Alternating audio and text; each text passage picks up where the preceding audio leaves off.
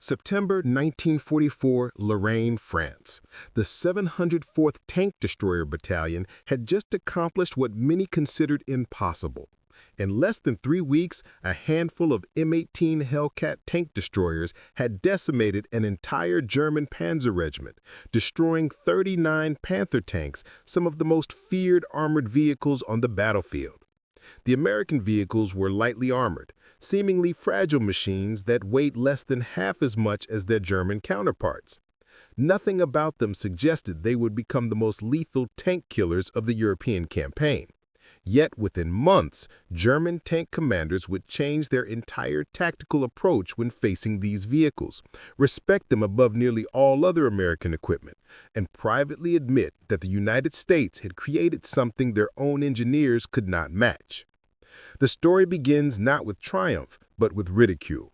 Before we jump back in, tell us where you're tuning in from, and if this story touches you, make sure you're subscribed, because tomorrow I've saved something extra special for you. When photographs of the early American tank destroyers reached German intelligence officers in early 1943, the response was contemptuous. The vehicles looked almost comical, thinly armored, open-topped, and seemingly vulnerable. To the German tank commanders who had spent years perfecting heavily armored behemoths like the Tiger and Panther tanks, these American creations appeared amateurish. One intelligence report from March 1943 described them as desperate improvisations, lacking the armored protection necessary for modern mechanized warfare. The Germans had complete confidence in their own approach to armored warfare. Their Panther tank had been designed as a direct response to the Soviet T-34, incorporating sloped armor and a powerful 75mm gun that could penetrate any Allied tank at ranges exceeding 1,500 meters. Weighing 45 tons, with frontal armor 80mm thick, the Panther represented the pinnacle of German tank design. Field Marshal Heinz Guderian himself had overseen its development, declaring it the perfect balance of firepower, protection, and mobility. This confidence would prove catastrophically misplaced. The American M18 Hellcat was not a hasty improvisation, but the product of systematic development, ruthless testing, and a fundamentally different approach to tank warfare.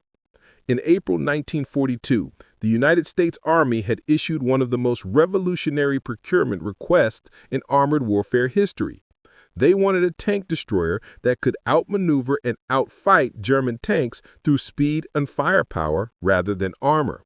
The specifications were audaciously ambitious: weight under 20 tons, top speed of at least 50 miles per hour, a low profile for concealment, a high-velocity 76mm gun capable of penetrating the frontal armor of German tanks at combat ranges, and, most controversially, minimal armor protection to maximize speed and agility.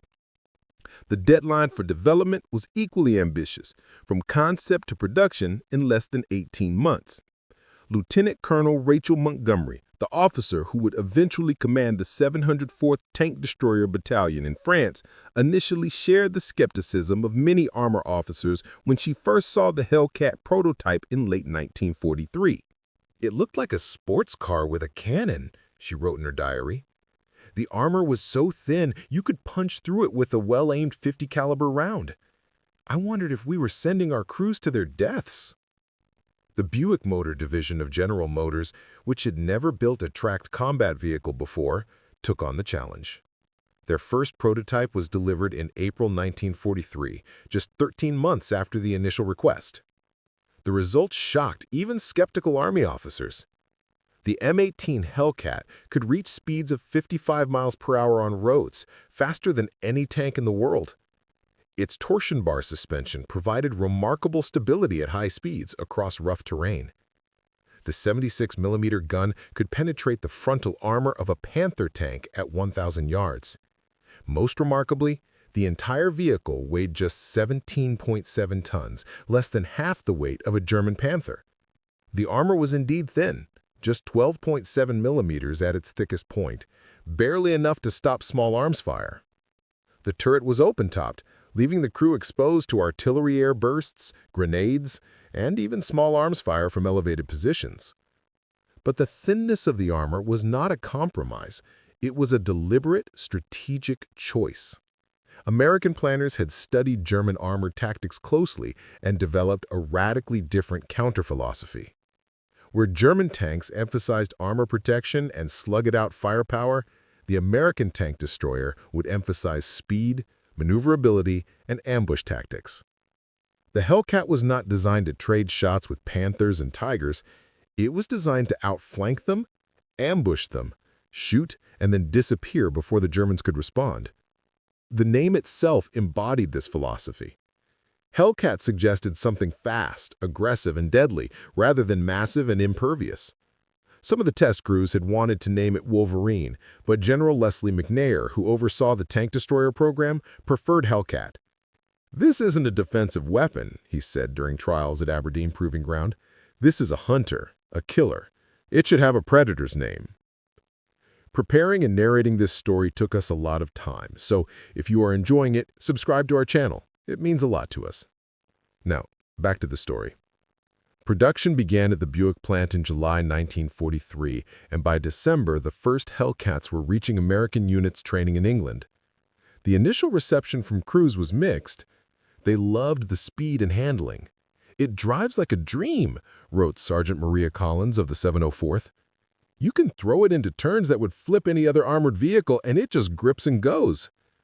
But many were terrified by the lack of armor.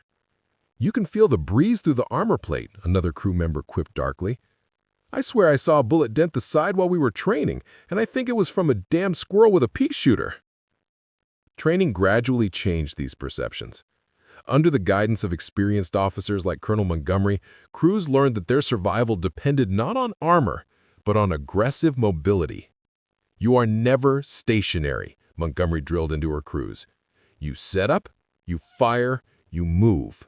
5 minutes in one position is 4 minutes too long." The doctrine emphasized camouflage, concealment, multiple escape routes, and coordinated fire from hold-down positions that exposed only the turret. Most critically, crews trained to attack from the flanks and rear, never frontally. The 76mm gun could penetrate a Panther's frontal armor at close ranges, but its side and rear armor were much thinner. A Hellcat firing from an unexpected direction could destroy a Panther with a single shot to the engine compartment or ammunition storage. The crews also learned to leverage their speed as a tactical weapon. In practice exercises, Hellcats would deliberately reveal themselves to draw fire, then use their superior acceleration to reach cover before enemy gunners could adjust their aim. This shoot-and-scoot doctrine was radical compared to conventional armored warfare, requiring different instincts and training. Colonel Montgomery would later write that the biggest challenge was not teaching the technical skills, but changing the mindset. "We had to unlearn what everyone thought they knew about tanks. We weren't tanks, we were tank destroyers. We didn't stand and fight. We ambushed, we hit hard, and we vanished before they could return fire effectively." The first encounters between Hellcats and German Panthers occurred during the breakout from Normandy in late July 1944. The results surprised both sides. A platoon of 5 Hellcats from the 704th Tank Destroyer Battalion ambushed a company of 7 Panthers near Saint-Lô on July 26th. Moving rapidly between prepared positions, the Hellcats destroyed 5 Panthers in less than 10 minutes without losing a single vehicle. Captain Eleanor Wells, commanding the platoon, had positioned her Hellcats in a wooded area overlooking a valley the German tanks would need to cross. As the Panthers emerged from the morning mist, the Hellcats opened fire from the flank at ranges under 800 yards. Their 76mm shells penetrated the thinner side armor of the Panthers, igniting ammunition and fuel. Before the German commander could identify the firing positions or organize a response, the Hellcats had changed positions twice, firing from new angles and further confusing the defenders. The after-action report noted that 2 Panthers were destroyed by direct hits to their ammunition storage, resulting in catastrophic explosions that tore the turrets completely off the hulls. A third was immobilized by a shot through the engine compartment, then finished by a round through the thinner rear armor. The 4th and 5th were hit from the side as they attempted to retreat, their crews abandoning the vehicles as fire spread to the ammunition. The surviving 2 Panthers withdrew in disorder, one of them driving into a ditch in its haste to escape. German prisoners captured later that day expressed disbelief at the speed and firepower of the American vehicles. "They were everywhere and nowhere," one Panther commander reported. "We would spot a muzzle flash, return fire, and they would already be gone. Then they would hit us from another direction." Initial German intelligence assessments attempted to downplay these encounters. A report from August 3, 1944, acknowledged the M18's speed but characterized it as a specialized vehicle of limited utility, too vulnerable for sustained combat. The report predicted that as fighting moved into more open terrain where the Panther's superior range could be utilized, the advantage would shift decisively to German armor. This assessment would prove catastrophically wrong during the Lorraine campaign of September 1944. As Allied forces pushed toward the German border, the 704th Tank Destroyer Battalion, now commanded by Colonel Montgomery and equipped exclusively with M18 Hellcats, encountered elements of the 113th Panzer Brigade near the town of Ericourt. The battle that followed would become legendary in armored warfare history. Over 12 days of combat in foggy, often rainy conditions, the 704th's Hellcats destroyed 39 Panther tanks and 26 other armored vehicles, while losing only 7 M18s. The kill ratio exceeded 9-1 in favor of the Americans. The conditions in Lorraine initially seemed to favor the Germans. The terrain was open, rolling countryside, with excellent fields of fire for the long-range 75mm guns of the Panthers. The morning fog should have allowed German tanks to close to shorter ranges, where their superior armor would provide protection. On paper, the 113th Panzer Brigade, equipped with brand-new Panthers fresh from the factory, should have dominated the lighter American vehicles. Colonel Montgomery recognized these challenges and adapted her tactics accordingly. Instead of withdrawing to more favorable terrain, she dispersed her Hellcats in small, highly mobile packets of 2 to 3 vehicles.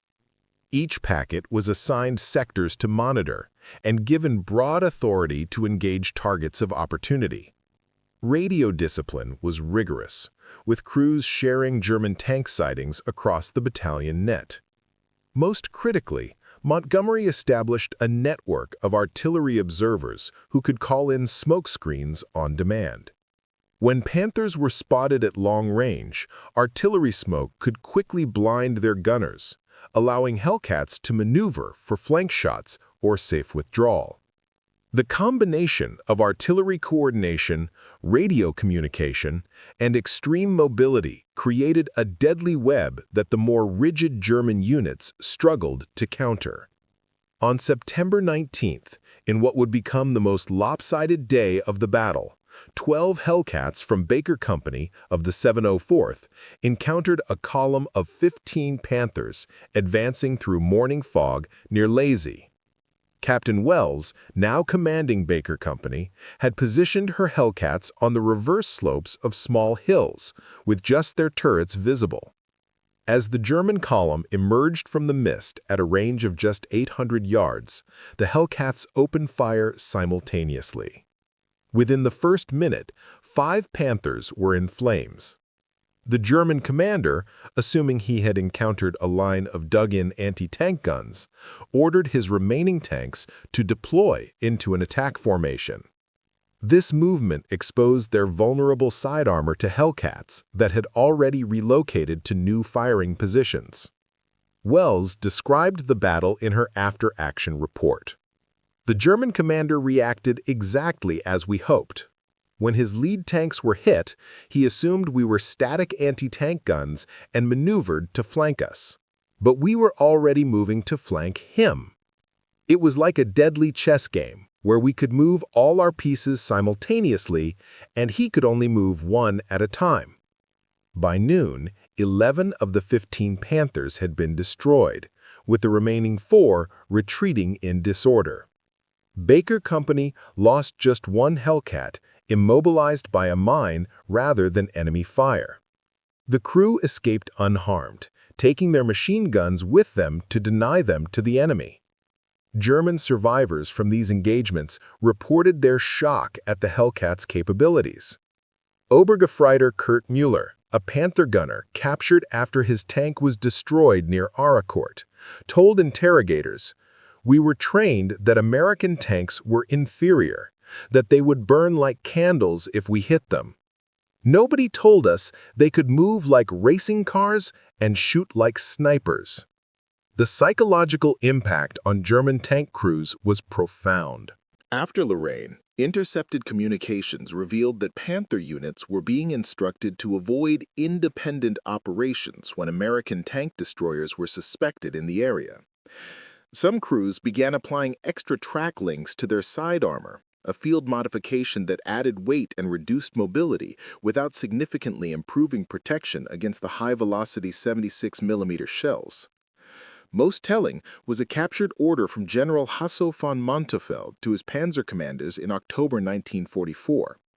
When engaging American tank destroyers, particularly the M18 type, standard armored doctrine must be modified. These vehicles must be treated as highly mobile anti-tank guns rather than tanks. Their extreme speed and small silhouette make them difficult targets.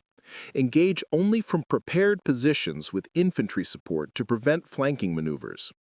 This order represented a complete reversal from earlier German assessments. The very features they had initially ridiculed, the lightweight, minimal armor, and extreme speed, were now recognized as deadly advantages in the hands of well-trained crews operating under flexible doctrine.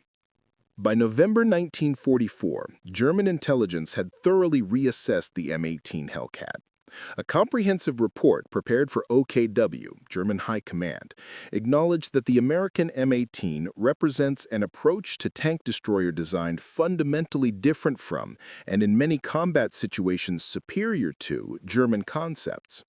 Its extreme mobility allows it to dictate the terms of engagement, accepting combat only under favorable conditions. The report particularly noted the psychological effect on German tank crews who had been trained to fear Allied aircraft but now found themselves equally vulnerable to fast-moving ground threats that could appear from unexpected directions, strike devastatingly, and disappear before effective countermeasures could be deployed. Lieutenant Klaus Werner, who commanded a Panther platoon during the Bulge offensive in December 1944, wrote in his diary, "My gunner spotted an American tank destroyer at 1,100 meters today. By the time he traversed the turret and I gave the fire command, it had vanished behind a farmhouse. 2 minutes later, we took a hit in the rear from an entirely different direction. 3 of my men died because we cannot match their mobility. It is like fighting ghosts." The technical comparison between the Hellcat and Panther revealed why the lighter American vehicle could dominate its heavier opponent under the right conditions. The Panther weighed 45 tons compared to the Hellcat's 17.7 tons. It was powered by a Maybach HL230 engine producing 700 horsepower, giving it a power-to-weight ratio of 15.5 horsepower per ton. The Hellcat's Continental R975 radial aircraft engine produced 400 horsepower, resulting in a power-to-weight ratio of 22.6 horsepower per ton. This difference translated to dramatic performance variations. The Panther's top speed was 34 miles per hour on roads, dropping significantly cross-country. The Hellcat could reach 55 miles per hour on roads and maintain 30 miles per hour across rough terrain. From a standing start, the Hellcat could reach its top speed in approximately 45 seconds, while the Panther required nearly 2 minutes to achieve maximum velocity. The turning radius was equally dramatic. A Hellcat could execute a complete 180-degree turn in under 18 feet, while a Panther required nearly 60 feet for the same maneuver. In combat conditions, this meant a Hellcat could reverse direction and disappear behind cover before a Panther gunner could traverse his turret to follow. Firepower comparisons were more nuanced. The Panther's 75mm KWK-42 gun fired a 15-pound projectile at 3,070 feet per second, capable of penetrating 138 millimeters of armor at 500 meters. The Hellcat's 76mm M1A1 fired a 15.5-pound shell at 2,600 feet per second, penetrating 109 millimeters at the same range. On paper, the German gun held a slight edge, but the practical effectiveness of these weapons depended on factors beyond raw penetration values. The Hellcat's gun was stabilized for firing on the move, allowing crews to shoot accurately while maintaining mobility. The Panther's gun, while more powerful, required the tank to be completely stationary for accurate fire. Against a fast-moving target like a Hellcat, this created a critical vulnerability. Colonel Montgomery emphasized this advantage in her training doctrine. "The Germans must stop to shoot," she told her crews. "You don't. That difference keeps you alive." Hellcat crews practiced firing on the move extensively, developing techniques to time their shots during the brief moments when the gun stabilization system kept the barrel level during cross-country movement. Sergeant Olivia Ramirez, a gunner with Charlie Company of the 704th, described the technique in her post-war memoir. "We would fire during the bounce. The gun would rise and fall as we moved across rough ground, but there was a split second at the top and bottom of each bounce when it was relatively stable. With practice, you can anticipate that moment and squeeze the trigger just right. It wasn't perfect, but it meant we could hit a Panther-sized target at 600 yards while moving at 20 miles an hour. The Germans couldn't do that." This mobility difference extended beyond raw speed to tactical flexibility. A Hellcat battalion could relocate entirely, all 36 vehicles moving to new positions 5 miles away in under 30 minutes. A Panther battalion required hours for the same maneuver. This meant American forces could respond to changing battlefield conditions far more rapidly than their German counterparts. Fuel consumption revealed another dramatic contrast. The Panther, with its massive Maybach engine, consumed approximately 3.5 gallons of gasoline per mile during cross-country operation. The Hellcat, despite its aircraft engine, used just 1.2 gallons per mile in similar conditions. This meant that with their standard fuel loads, a Hellcat could operate for approximately 150 miles between refueling, while a Panther was limited to about 60 miles. As German fuel supplies dwindled in late 1944, this difference became increasingly significant. German tank units were sometimes forced to abandon perfectly functional Panthers simply because they lacked fuel to operate them.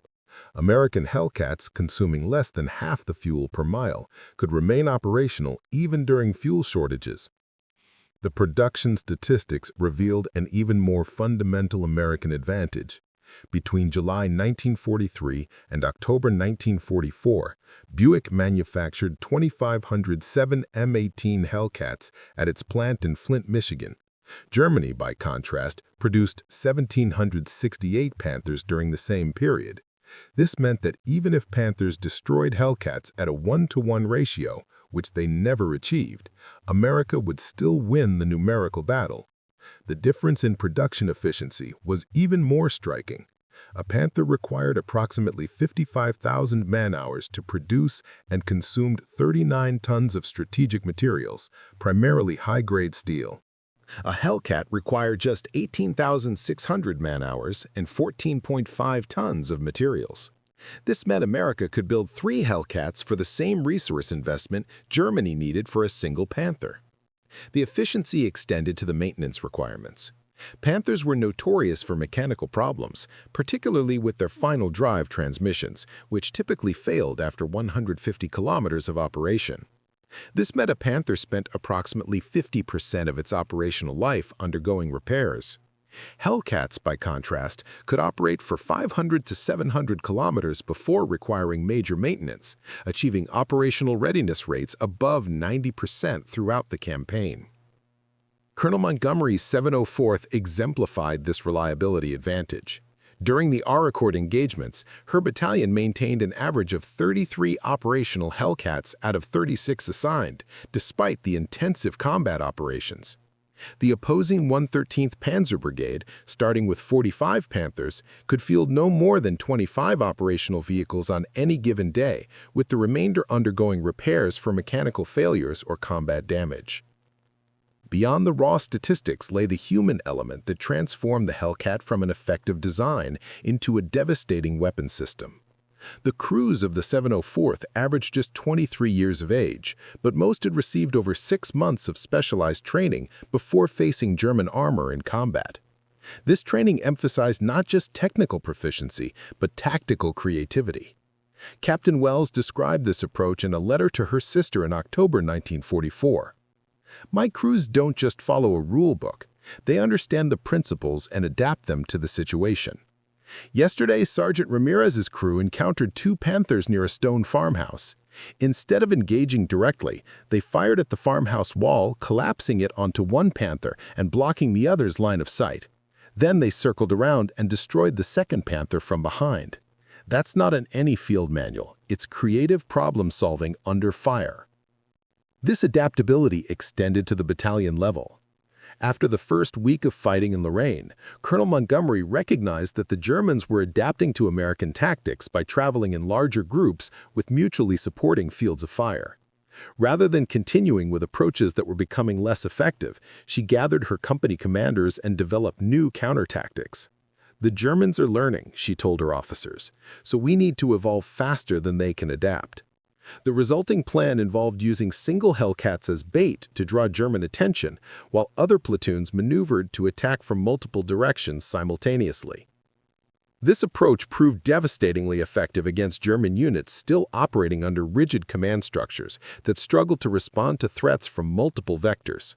Lieutenant Parker Williams, a platoon leader in Alpha Company, implemented this approach on September 22 near the village of Coincourt.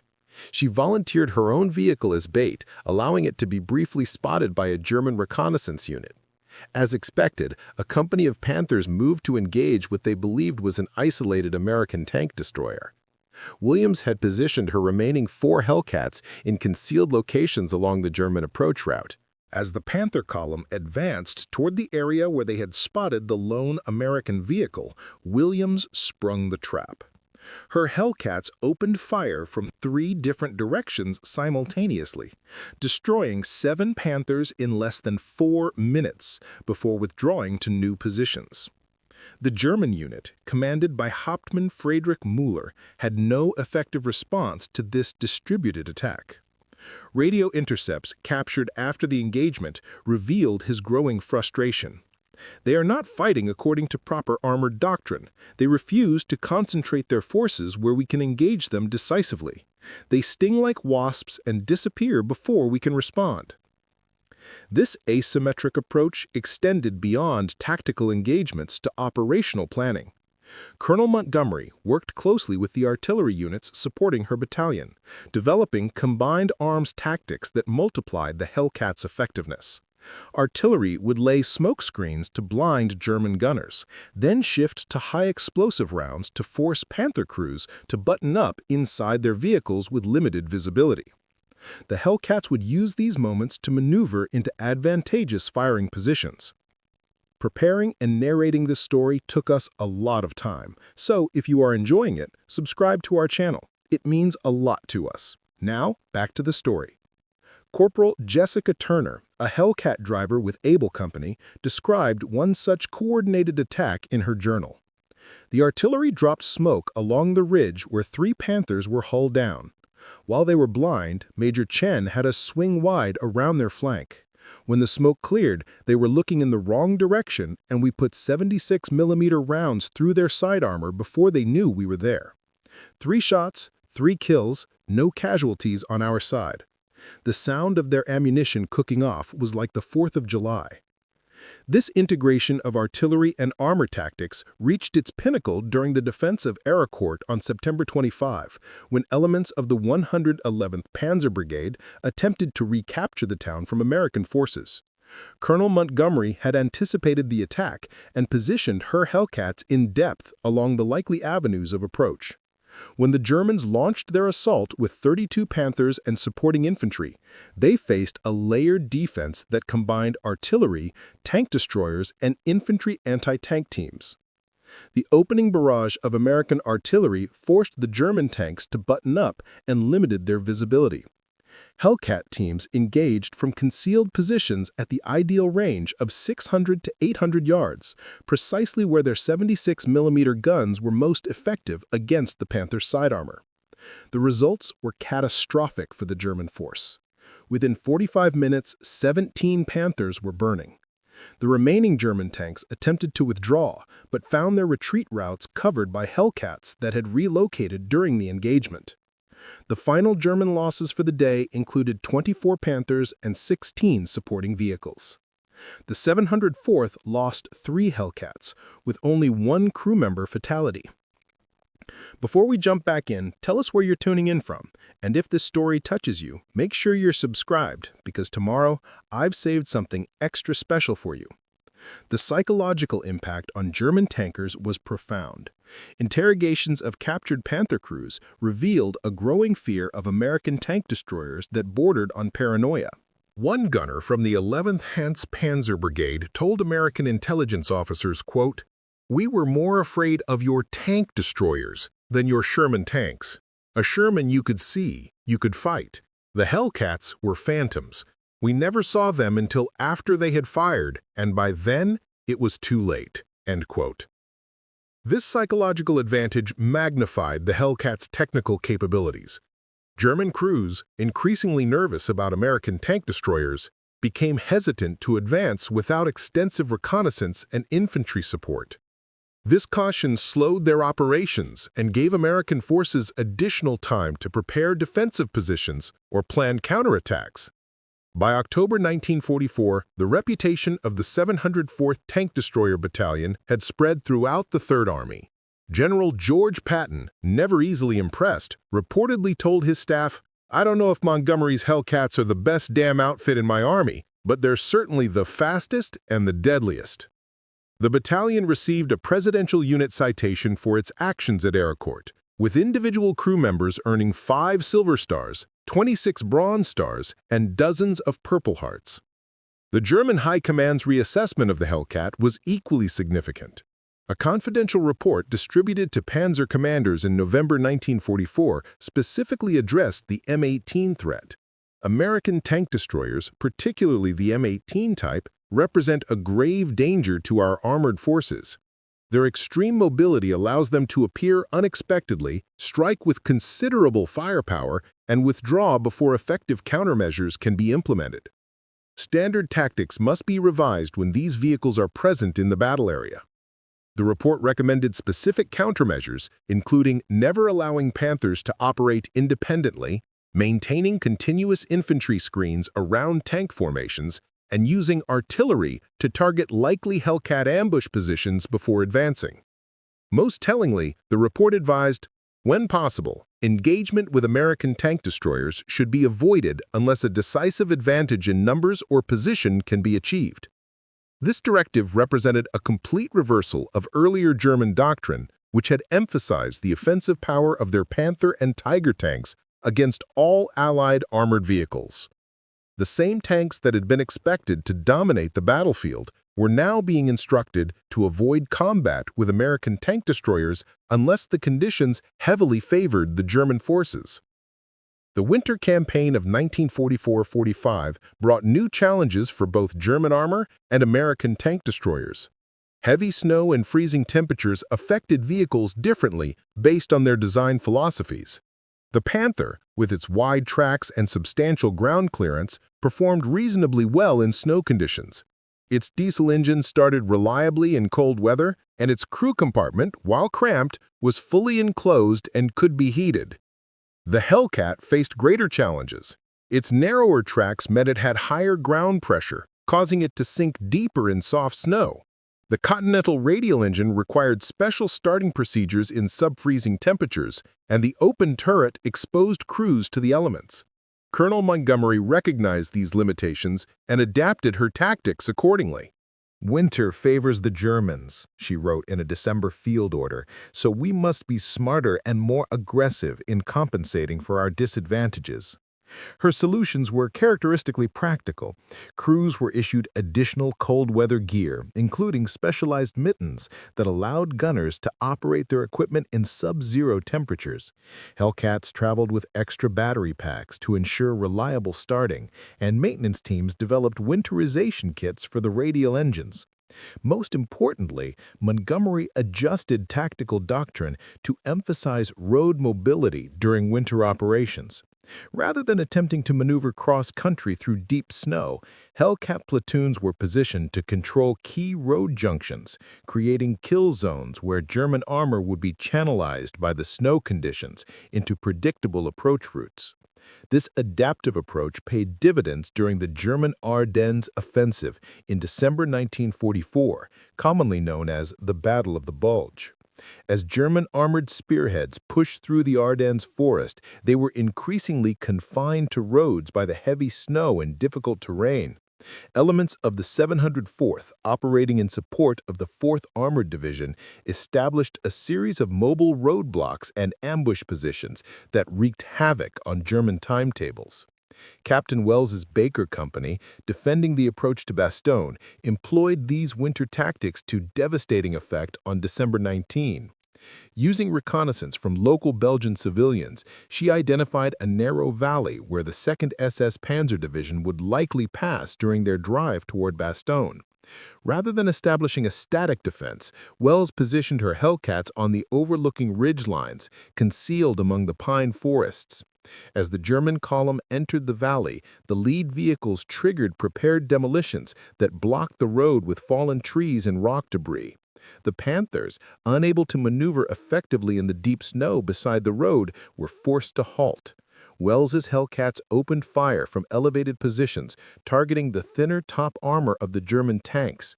In 20 minutes of combat, Baker Company destroyed 9 Panthers and 5 supporting vehicles without suffering any losses. Radio intercepts captured after the engagement revealed the growing German frustration. SS Sturmbannführer Otto Skorzeny, commanding a special operations unit in the offensive, reported to his superiors, "American tank destroyers continued to delay our advance at critical choke points.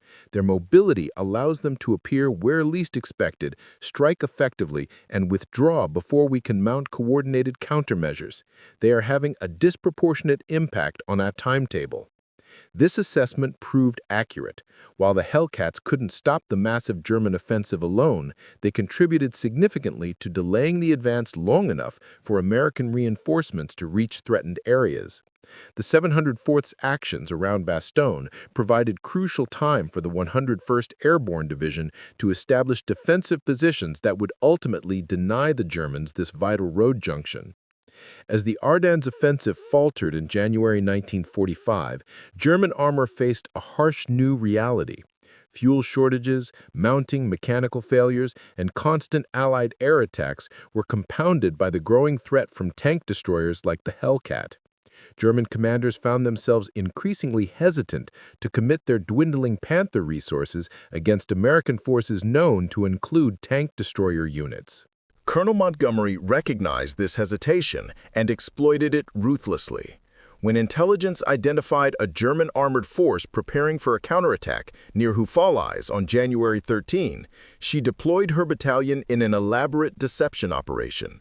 A small number of Hellcats made their presence obvious, conducting reconnaissance in areas where they would be spotted by German observers.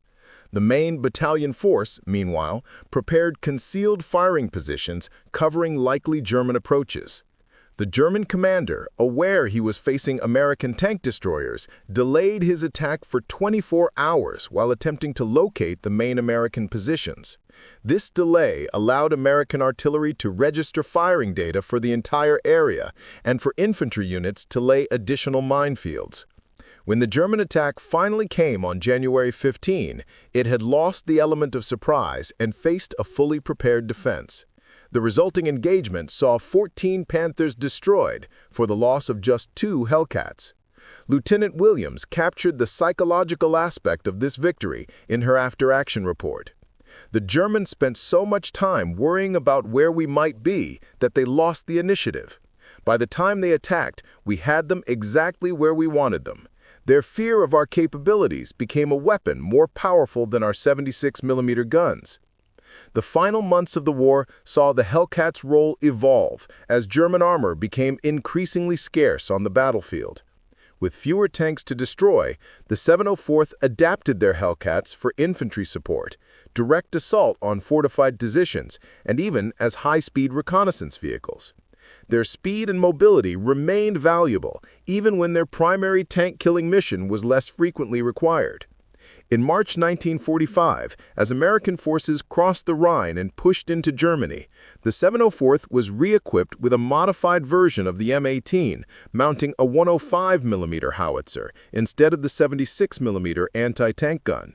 This variant, designated the M39, sacrificed some anti-armor capability for improved effectiveness against infantry and fortifications.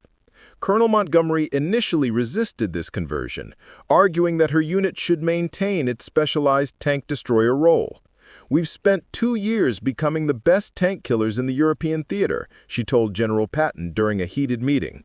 "Now you want us to become a mediocre artillery unit?" Patton, respecting her record but firm in his decision, responded, "The best tank killer in the world is useless when there are no tanks to kill. I need your mobility and your crew's skill, but I need it applied to the enemies we're actually facing." Montgomery reluctantly accepted the conversion, but insisted on keeping a company of standard M18s, just in case the Germans find some Panthers they've been hiding. This compromise proved prescient during the final German armored counterattack near Dessau in April 1945, when elements of the 12th SS Panzer Division attempted to break through American lines with their remaining Panthers and Tigers. Alpha Company of the 704th, maintaining their original M18 Hellcats, engaged this final German thrust with the same tactics that had proven so effective in Lorraine 7 months earlier. Moving rapidly between prepared positions, the Hellcats destroyed 7 Panthers and forced the remaining German armor to withdraw. It would be the battalion's final tank versus tank engagement of the war. As American forces advanced into the German heartland in April 1945, they captured several Panzer unit headquarters intact along with their documentary records. These captured documents provided the final validation of how completely German perceptions of the Hellcat had changed since 1943. A training directive issued to Panzer crews in March 1945 contained this remarkable assessment. The American M18 tank destroyer represents the most significant threat to German armored operations. Unlike the Sherman tank, which can be engaged and destroyed at ranges exceeding 1,500 meters, the Hellcat's superior mobility and tactical employment make it a prey that often becomes the hunter. Commanders are advised to avoid engagement with these vehicles unless supported by overwhelming infantry and artillery support. The directive went on to state that German intelligence estimated each M18 had destroyed an average of 4.3 German armored vehicles during the campaign, a kill ratio unmatched by any other Allied armored fighting vehicle. The document concluded with a grudging acknowledgement. The American emphasis on mobility over protection, initially dismissed as a fundamental design flaw, has proven tactically sound when combined with their flexible doctrine and aggressive crew training. This assessment, coming from the military that had pioneered modern armored warfare under Guderian and Rommel, represented the complete transformation in how the Germans viewed American armored design philosophy. The vehicle they had mocked for its thin armor had become the one they most feared to face in combat. When the war in Europe ended on May 8, 1945, the 704th Tank Destroyer Battalion had compiled one of the most impressive combat records of any American armored unit. Official tallies credited the battalion with destroying 217 German armored vehicles, including 79 Panthers, 11 Tigers, 41 Panzer IVs, and 86 other armored fighting vehicles. The battalion had suffered the loss of 24 Hellcats, giving them a kill ratio of better than 9-1. Colonel Montgomery, addressing her battalion at their final formation before demobilization, summed up their achievement. "They laughed at our thin armor. They mocked our lightweight design. They said we would be slaughtered by their Panthers and Tigers. Instead, we became the hunters, and they became the hunted. We proved that courage, skill, and intelligent tactics can overcome superior armor and firepower. Remember that lesson for the rest of your lives." The legacy of the Hellcat extended far beyond World War II. Its emphasis on mobility and firepower over armor protection influenced a generation of post-war tank destroyer designs. The Soviet Union, having observed the Hellcat's success, developed a series of light, fast tank destroyers like the ASU-85 that emphasized many of the same principles. Even in modern armored warfare, the fundamental lessons of the Hellcat remain relevant. Today's main battle tanks incorporate sophisticated composite armor protection, but they still rely on mobility and first-shot capability as primary survival mechanisms. The debate between protection, firepower, and mobility continues in modern tank design, with different nations emphasizing different aspects of the triangular relationship. Perhaps the most enduring legacy lies not in the technical specifications, but in the human element that transformed a potentially vulnerable vehicle into a devastating weapon system. The crews of the 704th demonstrated that superior training, tactical flexibility, and aggressive leadership could overcome technical disadvantages. Their story reminds us that weapons are only as effective as the people who employ them and the doctrine that guides their use. The German tank crews who mocked the Hellcat's thin armor in 1943 had failed to recognize that armor protection was just one element of tank survival. By 1945, they had learned, at terrible cost, that speed, maneuverability, and tactical employment could be equally important. The M18 Hellcat, dismissed as a hasty improvisation, had proven itself one of the most effective armored fighting vehicles of World War II, transforming from a target of ridicule to an object of fear in the eyes of those who had once mocked it. Up next, you've got two more standout stories right on your screen. If this one hit the mark, you won't want to pass these up. Just click and check them out. And don't forget to subscribe and turn on the notification bell so you don't miss any upload from us.